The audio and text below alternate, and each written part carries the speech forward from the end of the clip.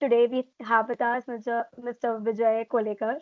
He's an agronomist and he's currently working on the project around climate resilient technologies headquartered in Mumbai. Yeah. So this meeting will have two segments. The first segment will be a basic question and answer round in which we'll ask you certain questions regarding climate resilient technologies. And in the second Mhm. segment, we'll have a myths and facts round in which we'll say certain statements in which you will have to say whether it's a myth or a fact and also correct the myth if it is a wrong or a false statement. Okay.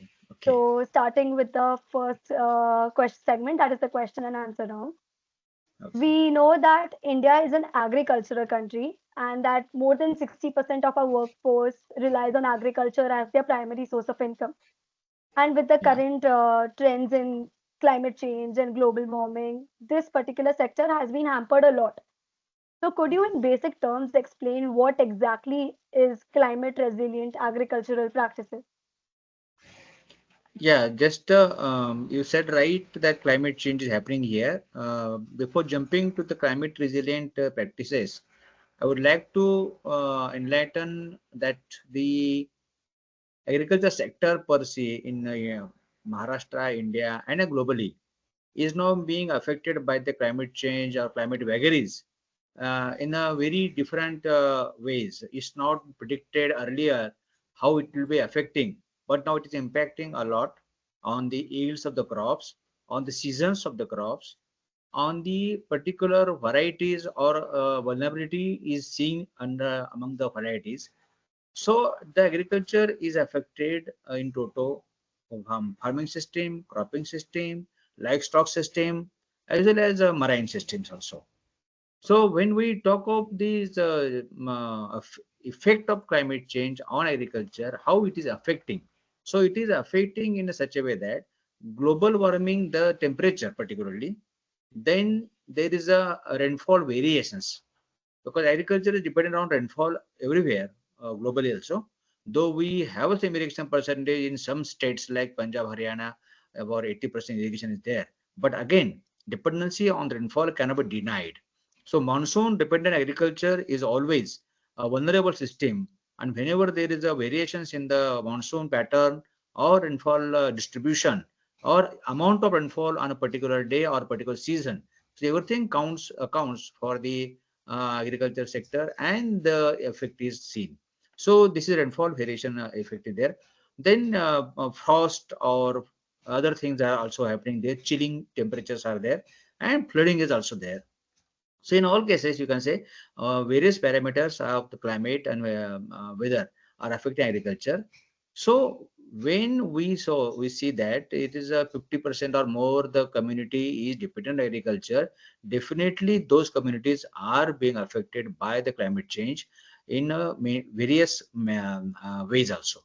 So it's not only that agriculture sector or farms are affected, but the livelihoods of the families are affected, and this is how the households who are dependent on agriculture are becoming vulnerable day by day. So that vulnerability is seen in the society, in the agriculture society, wherever it is there. So if the farmers or the farming communities or the livelihood or the households, how to be resilient or you can say cope to the climate change, there need to be a certain adaptation pattern. So adaptation among the farming communities is very important. So because we cannot change the change, climate change is happening. We cannot go back now. We can reverse it in that way. So we have to adjust. So adjustment is called adaptation in agriculture term. So the households or the farming families have to adapt to this situation. So, as India has prepared a national action on climate change, so that adaptation change is there. Every state has to prepare their own adaptation action plan for climate change for agriculture and other sectors also. So, we have prepared the plan for adaptation to the climate change, and then that includes various recommendations, various practices which are needed to be done by the farmers whenever they have to cope with the changing situation. So, if I cite some examples of the climate resilient practices, so start with seed is important. Wherever the crop we see, the seed is very important factor. The climate resilient varieties are important. The varieties which can sustain to this climate change or sustain to the vagaries of the weather. So those varieties have to be developed, and these are being developed by various agriculture institutes, universities, and research institutes. And those varieties are spread among the market. They are made available to the farmers. So farmers are using those varieties which can cope with the changing climate, or they can sustain to the certain temperature or other factors. There, those are one of the important adaptation measures, you can say. So those climate resilient varieties. Then there is a need to change in agronomy. Crop traditionally we are growing the crops at a certain geometry, certain agronomy, certain soil characters are there. So when we know that there is going to be a adverse effect of a certain weather variable like rainfall, so we have to adjust our geometry of the farm. So farm bunding, farm tillage operations, they have to be adjusted so that there will be a less effect of the weather vagaries, and there will be a less damage to the crops. So this is another sector where the farmers are also adjusting themselves through adapting certain agronomic practices. Then the climate change also gives rise to certain minor pests to become major pests. Earlier, some pests or diseases were very minor. They are not known in the history on certain crops, certain geographies. But now they are becoming major pests. So epidemic of pests and diseases is also due to climate change. So there, a loss of crop is more when there is a epidemic of a certain pest or disease.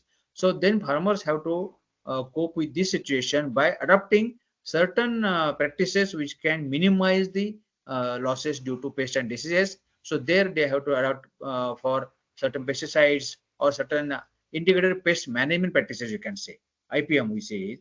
So these are also important practices or regional practices, we can say, that need to be by farmers, and farmers are adopting those also. And not to it's not the last one, but very important, that's water security. Or whenever there is a water scarcity is there in during agriculture, as I said earlier, it's dependent on monsoon. But during monsoon also, whenever there is a dry spell or there is scarcity, then farmers have to adapt certain practices or measures which can give certain relief to the crops by providing optimum soil moisture at root level, root zone level. So this is their farmer have to adopt certain macro irrigation practices or these things, the practices which can be helpful for the crops. So these are few examples. As we go ahead, we can discuss a lot on that. As I said, yeah, Yes. You've already, given a lot of examples to help us understand what exactly such climate resilient technologies include. Coming to our next question, that we know that agriculture is a traditional profession. It has been carried out in our country since a very long time. And you've yeah. already mentioned a lot of examples that will help us understand what exactly climate resilient technologies are. But are there any salient differences, particularly between traditional systems and the new climate resilient systems? Yeah. There are differences. Um, as traditionally, agriculture evolved with the climate change. As initially, I will say like this, because since generations or since ages, there is a certain pattern emerging after every decade or decades, or you can say after a century also. So the farmers in those geographies where they have experienced a certain climate changes, they have adjusted themselves to the things, and they evolved certain practices. So when we say about traditional practices, traditionally it is assumed that there is a certain cropping pattern, a monsoon pattern, there is certain, you can say, temperature pattern, there is certain you can say a cold wave pattern. So these patterns are set, then the farmers through you can say centuries have evolved certain practices which are we call as traditional practices. When there is a sudden change, you can say, last 2 3 decades we are experiencing sudden changes in the weather. So these were not predicted earlier. So now to cope with these sudden changes, farmers have to adjust to certain practices. Those we call as a climate resilient practices. Resilience is that recovering from the, you can say, shock. Resilience is the recovering from the shock. So, climate change is giving some shock to the farming system. So farmer has to recover those shock and come out of that. So that we call resilience. So the resilience practices are having a certain characteristics like that, like you can say moisture stress tolerance. So moisture stress tolerance is one character. So if the traditionally optimum moisture is there, monsoon is there, farmer are growing the crops with a certain seed and certain practices, there is no need to change. But when there is a moisture stress, definitely there has to be a change in either seed or in agro practice or in both. So that we can say the change in from the traditional practice. So the climate resistant varieties, as I said earlier, are different from the traditional varieties. Other thing, if we see there is a heavy rain. If heavy rain is there, there is waterlogging on the farm. When there is waterlogging, crop damage will be there. So this is traditionally the farmers are growing the crops on the flat land. Definitely there will be damage to the crop if there is a waterlogging due to heavy rains. Now new technology, we call it as a broad bed furrow technology or raised bed furrow technology. So when there is a cultivation of the crops on the raised beds, now you see the difference. When there is raised bed and when there is a heavy rains, the water, excess water will be drained out due to furrows, and the crops will be saved even though there is a equally heavy rain on the both plots. A traditional plot having a flat bed system and other new plot having a raised bed system. So the change is, you can say the change also. So this way, there are some differences from traditional practices and the climate resilient practices. This is the examples I am giving. Actually, such a topic that even waterlogging, most of the cases that we see are due to drought-like conditions, like the crop yield is, damaged due to drought-like conditions. But learning that even waterlogging and there are different technologies already in Yes. place was is something new and Yeah. something that for us to learn as well. Yes. Uh, Coming on to the next question, we know that in India there are cropping patterns that, as you already mentioned, and those cropping patterns are seasonally dependent. Yeah. That is the Rabi, the Kharif, and the Zaid cropping patterns. In how does in with the current changing unidentifiable patterns in climate change, how does the climate resilient technologies involve cropping patterns or crop rotations to help increase the normal agricultural yield? Yeah. As you we know the traditional season, that is Kharif season, that is monsoon based Yes. season. Then after monsoon, that is the Rabi season. So this is a monsoon and post monsoon. You can say there are two different characteristics of the seasons in the India. So when we say the cropping pattern, the patterns which are evolved under infrared condition, those have a typical characteristics. Like there is a onset of monsoon on in June, you can say, and then there is a growth of cultivation of the crops like paddy or sorghum or soybean or cotton, whatever, as per the geography. And then that pattern goes on. When there is a monsoon withdrawal is there, maybe in September, October. After that, then the soil moisture remains in the soil.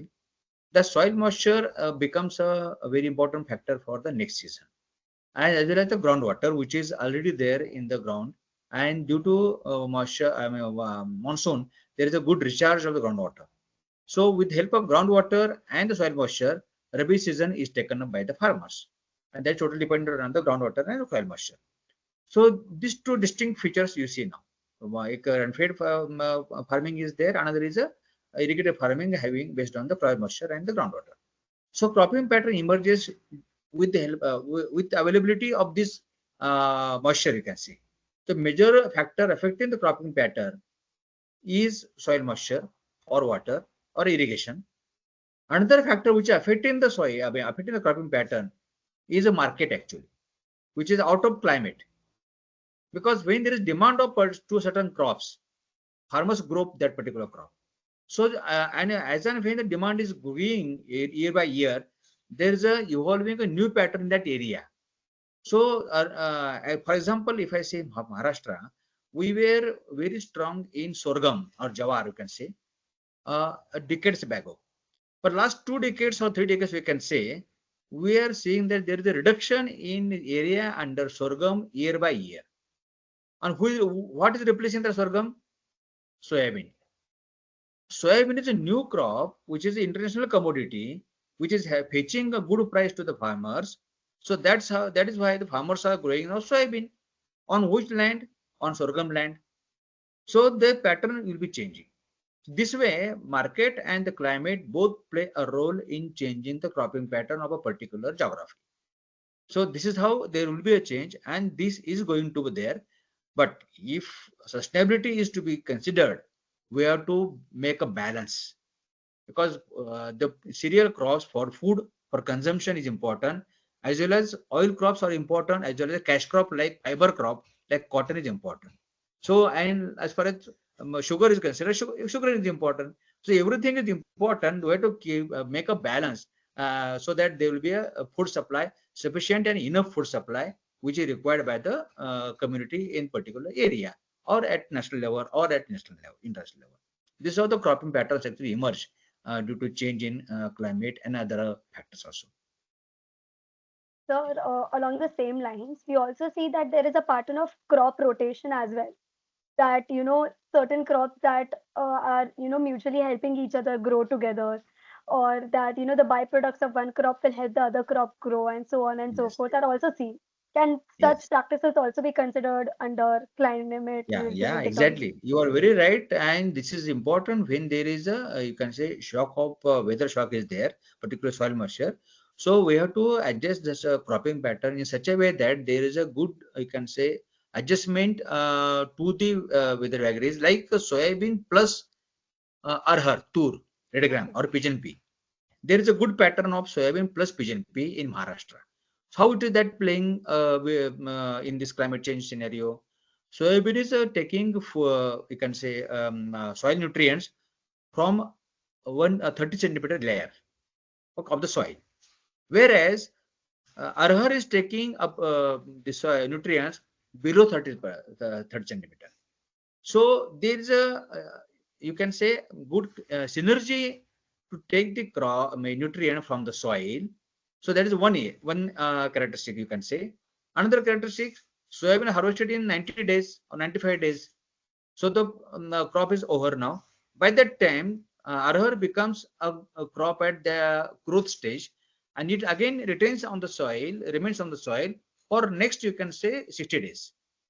So, total period of tour or arr includes its own period, as well as we can adjust one crop below before that also.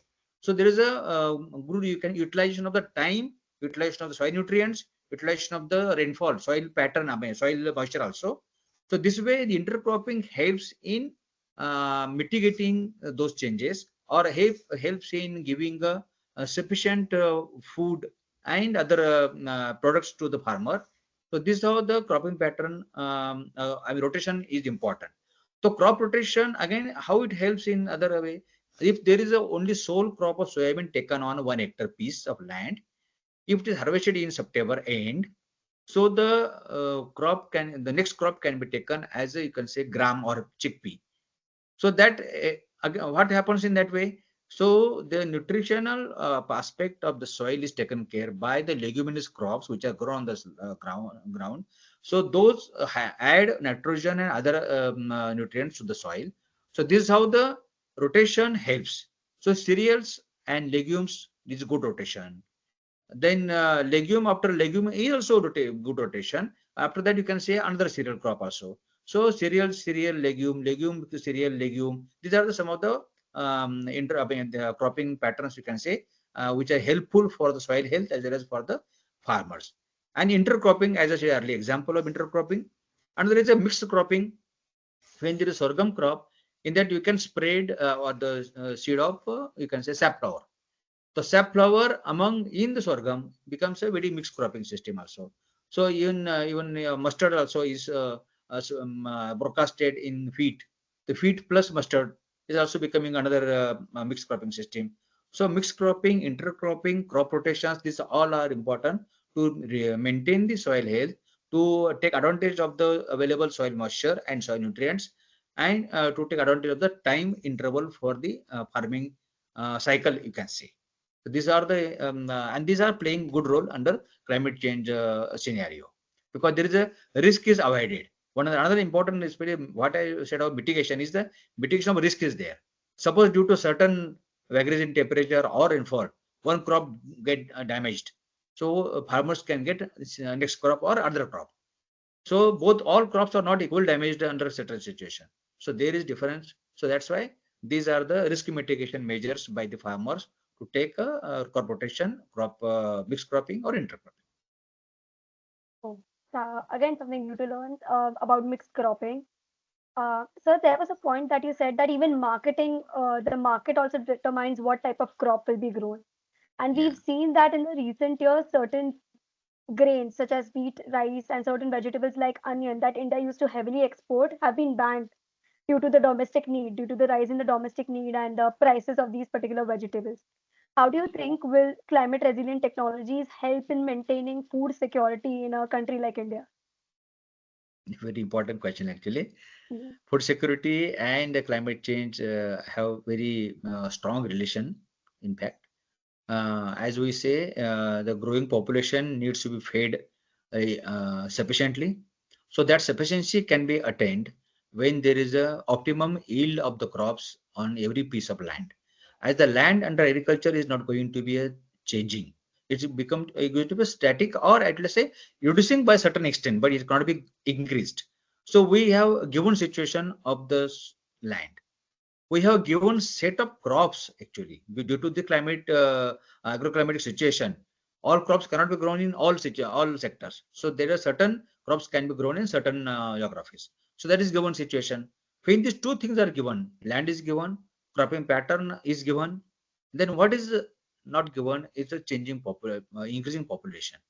So that population increases, the food demand increases. So we have to feed those. So there will be a vertical rise. There need a vertical rise in the yield actually. So production has to be increased per hectare of the land or per acre of the land. So when if we say that a certain area, soybean or sorghum or cotton is grown or sugarcane is grown, and at a particular yield per hectare, so that needs to be enhanced by at least 5%, 10%, 15%, every you can say after 5 years or 10 years to meet the growing demand of the particular commodity. So if that is to be there, then how to increase the yield is the question now. Then how to increase the yield? Yield increase can be attained by three, four important factors.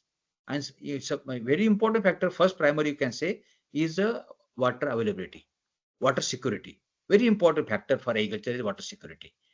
So we have to we have to make such a situation that there is sufficient soil moisture or irrigation water available for the crop.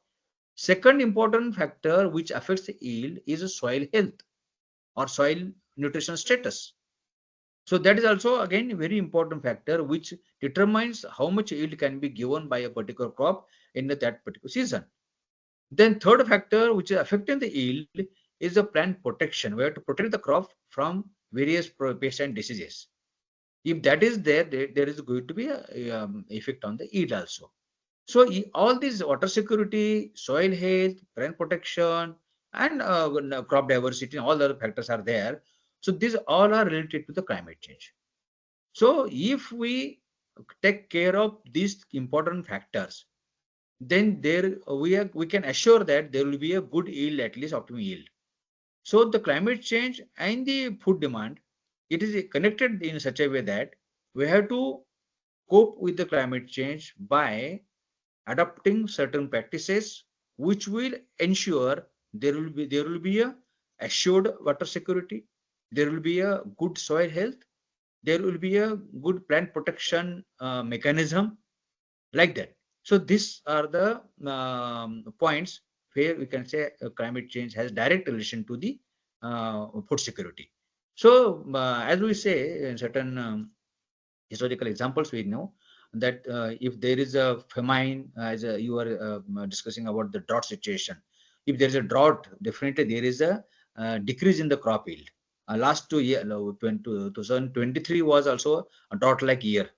So drought situation like situation was there. It has affected the major food crops by 10 to 15%. So that much in decrease in food crops or food production is also very significant when there is a question of feeding a growing population. So this type of things are happening even this year also. When we are talking on the topic of climate change and the food production, there is a heavy rains in certain pockets of Maharashtra on in India also. So that heavy rains are affecting, damaging the crops also certain to a large extent. So damage to the crops due to heavy rains is going to be affecting the total food production of the particular area. So drought or damage of the flood, both the situations are very harmful for the agriculture and harmful for food production also. So this way it is connected to each other. So you said that one of the major points that determines food security is availability of water, moisture, and how even last year was a drought like here. So what are some irrigation practices that have shown to be very effective in maintaining crop health? As you also know Yeah, that even the groundwater levels in many parts of even Maharashtra is affected. yeah, Uh, yes. So yeah, how you are are right. the So yes. that is a means to starting point of agriculture is water, as we say earlier, is an important thing. So when we say of water security, we have to take care of three types of water. One is the surface water, which is stored on the ground. Another is the groundwater, which is stored in the aquifers below the ground. And third one is the soil moisture, which is trapped in the soil of a particular layer. So that is important for crop growth, soil moisture. So water at three places: on surface, in the ground, and this soil layer becomes important. Then how to make available in the three places? When we have a certain given amount of water there, how to utilize it? So first thing is to make available water at in the ground as well as in the soil moisture or in the surface on the surface. That is first important intervention we can say have to taken by the all farmers as well as the societies as well as the government. So that is a important thing. When we have a whatever it is there now, how much availability is there is dependent upon again rainfall, because rainfall determines all these water availability prospects. So when there is a good rainfall or there is a good water availability, then also, and when there is a less rainfall and when is a water scarcity is there, so in then also we have to take care to enhance water use efficiency. So whatever water is available, we have to use it very judiciously, very efficiently. So farmers have to take care in that the section of using what available water with efficient manner. So there the techniques are important. Which techniques help farmers to use water efficiently? So that is we call it as a we always measure the productivity of the crops like kilo per hectare or kilo per acre. Now is the time we have to measure water productivity. That means kilo of food per liter of water. How much water is consumed to produce a certain amount of food or crop. So that is important now. So water productivity, it is called water productivity. So water productivity becomes a major thing under this situation. So to enhance the water productivity, that means to enhance the yield per liter of water, use of water becomes important. So efficient use of water becomes important. So the water becomes a drop now. So more crop per drop becomes important here. So every drop is important. So the water irrigation practice which actually ensures there is a drop by drop use that we call as a micro irrigation. So farmers have to adopt micro irrigation practices to use water more efficiently. So these practices are drip irrigation system, sprinkler irrigation system, fogging systems. So this way farmers can use water more efficiently. So these are the important practices for water use efficiency particularly. I know earlier I said about the water availability. There you have to use the practices like water harvesting. Whatever water is falling on the ground should be stored as much as possible, because It is not that water is falling short. Water is falling on the ground in sufficient manner, we can say, but it is flowing to the rivers and to the ocean. So how can we arrest water there itself, on the farm, in the village, in the district, or in the state? That is important. So water has to be harvested, arrested, harvested, stored, and used efficiently. Yes, that's a very important role. Even rainwater harvesting, not only in uh, farms, but also different societies have been Yeah. employed or have started to harvest rainwater for Yes. further use. Yes. So Yes. there's a lot of farmers also resort to certain subsidiary forms of professions such as animal husbandry and dairy farming, along with agriculture, as a source of income and also to produce milk products, silk, wool, so on and so forth. How can climate resilient technologies, or what are certain practices under this particular technology that can be used to promote such subsidiary professions, related professions as well? Yeah. So these all allied activities, allied businesses, we can say, Yes. these are called as you can risk mitigation measures for the farmer. Okay. It's a very good example of Maharashtra and other areas also. Whenever there is a drought, the farmers under drought situation also get something out of these allied activity only. When there is no crop, the cattle, livestock, or other allied activity help farmers to sustain. That is how important is the allied activity for farmers under any worst situation of the climate. So once we understand the importance of these practice activities, every farmer has to have certain amount of land allocated for grazing, allocated for fodder purpose of the livestock. That is important, and they have to be a small ruminant ready to be reared on the farm. If the farmers cannot uh, you can say go for a large livestock like buffalo or cows, they can go for sheep and goat also, because these are very climate resilient livestock practices. Small ruminants are the most climate resilient animal on the earth, because goat is the most, you can say, resilient animal. So they can sustain under the various situation, and they can give a good yield to the farmers also through milk as well as a meat also. So milk, meat, and everything is important when we talk of the small livestock. So this is important. When we talk about large livestock, there, though there is a profit or there is a business, you can say, angle in it, but there is another factor that they emit methane gas. So that is also harmful to the climate change. I mean, greenhouse gas emissions. So the contribution of livestock, major livestock, you can say, large livestock is there. So we have to make a balance that there should be a reduction in the emission also, but there should be a economic return to the farming also. So this way you can go for small livestock. Sericulture, as we talk about silk, again there is a very important resilient farming system. Mulberry crop, where is a resilient farming system. So farmers in Marathwada region, as I observe in Maharashtra, they are now becoming a sericulture entrepreneurs. So they are under the 400 500 millimeter rainfall only, rainfall. The mulberry crop can sustain well, and any family with one or two women in the family can rear the silkworm, and they can sell the cocoons, silk cocoons, in the nearby market. So the markets are now being generated in Marathwada to procure those silk cocoons, and these cocoons are important for a sericulture industry.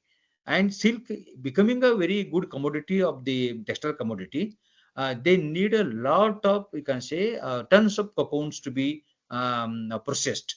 So for that, there is a need to be a good crops on the ground also. So this is how sericulture helps farmers in whatever situation is there, climate change situation is important. Then there is another, you can say, fish farming, inland fish farming.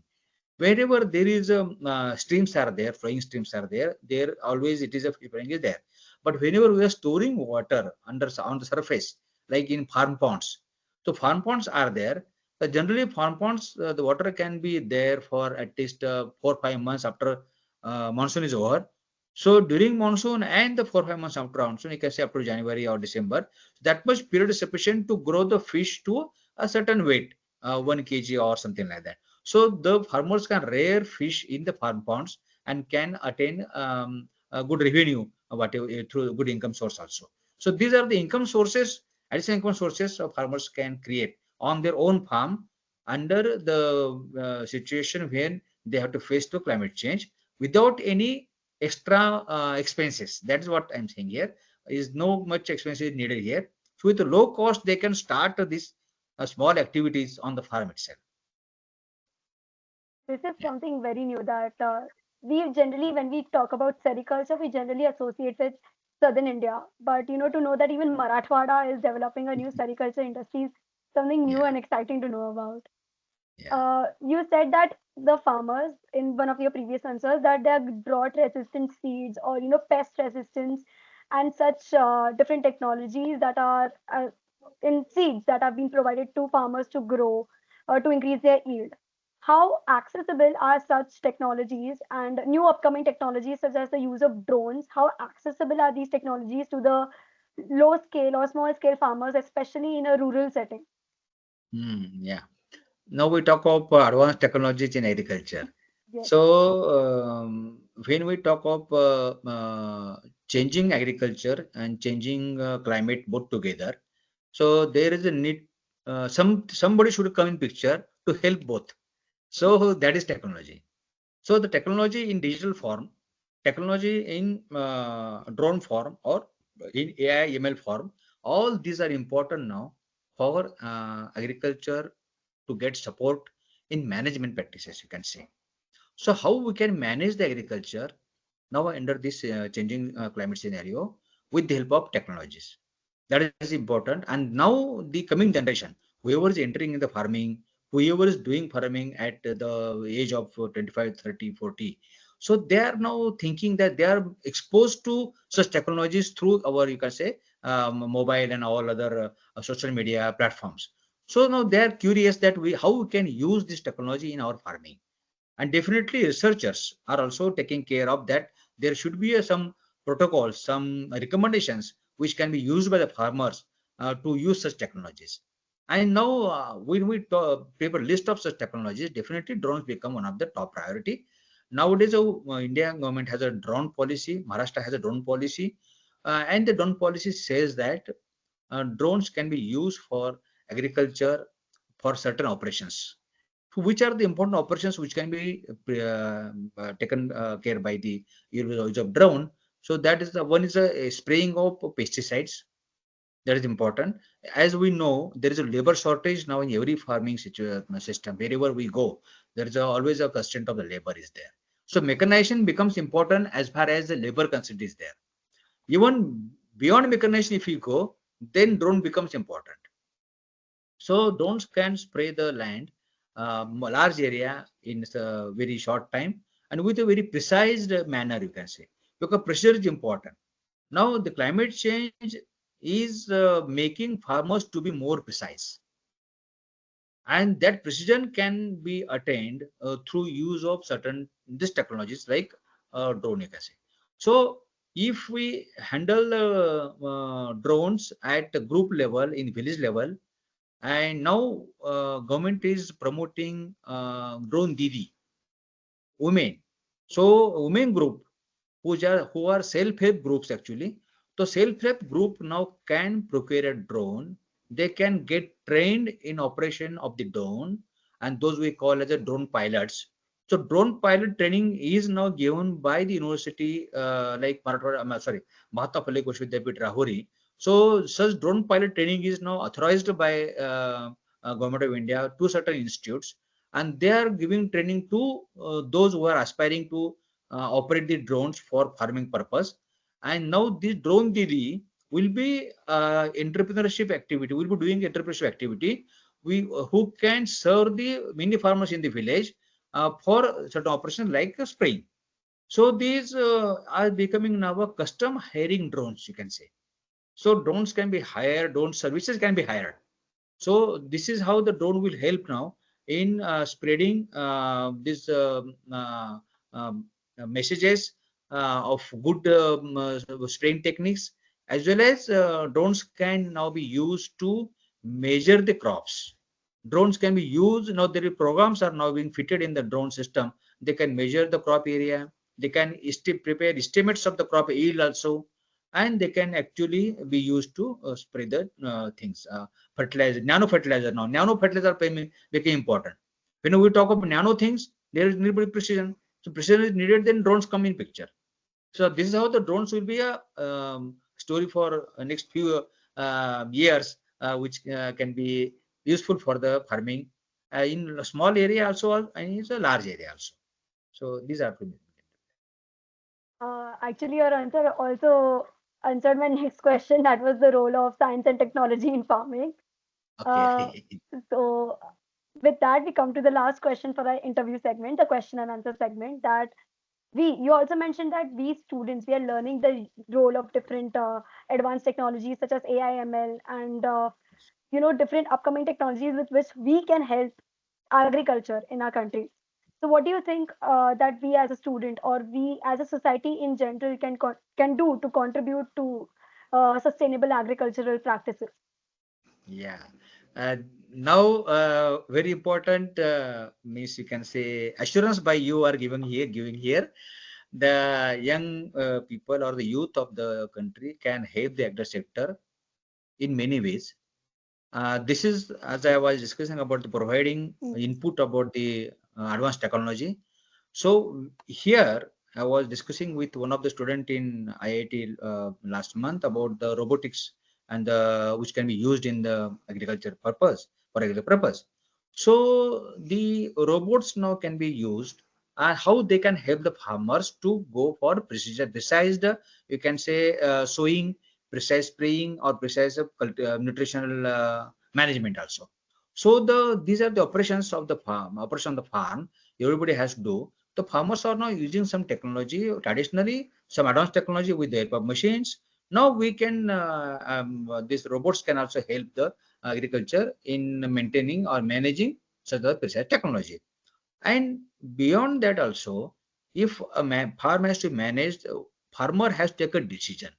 Now, if you think farmer as one of the important stakeholder in the society, then you have to think farmer as one of the important manager in point of view. How management point of view he is doing the thing, because he or she, we talk of farmer, it is he or she who can visualize what is going to happen in next year. So, as a farm manager, farmer is a farm manager managing the whole his or her own industry on a certain piece of the land with certain set of resources and with certain set of knowledge and skills. So if that has to be utilized very precisely, then this digital technology, AI, ML can help them, farmers, to manage the farm in a better manner. So for decision making system, he has to or she has to acquire some information about weather, some information about water, some information about the new technologies available in the market, some information about the new machines available in market, some information about the prices of the crops in different mandis or different markets, some information about the storage capacities or storage infrastructure available in and around his or her village. So where can he or she get the information? Is not a one-stop solution by anybody. So the startups in the society who are coming up with some you can say good business ideas, they can involve themselves. They can prepare a good projects to help the farmers to provide certain information in under one roof, in one capsule, so that the farmers can get easily. If the farmers are having mobile, now farmers are very much mobile friendly. So if they get certain information on their mobile with the authentic record, authenticity, then they can take a decision in a better manner. So to support the farmers to take good decisions, proper decisions, these technologies will be definitely helpful. So this we call as a decision support system, DSS. So the youth can create, or colleges or institutions can take up the small projects to prepare a DSS for the farmers in particular area, in particular crops, particular commodity. You can choose anything.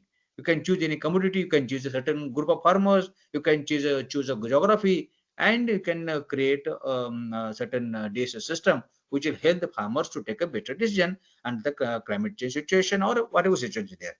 Because as always I say, agriculture is a game between climate and market. It starts with climate and ends with market. And both the things are volatile. Both the ends are volatile. Neither climate nor market is in our hand. So whatever is in our hand is between the two things. It is a farm management, crop life cycle. So farmer is playing between these two goalposts, you can say. So you and myself, we are there to help the farmers to play well within that goalpost. Yeah. That was a very good analogy. And with that, we come to the end of the first segment, the question and answer segment.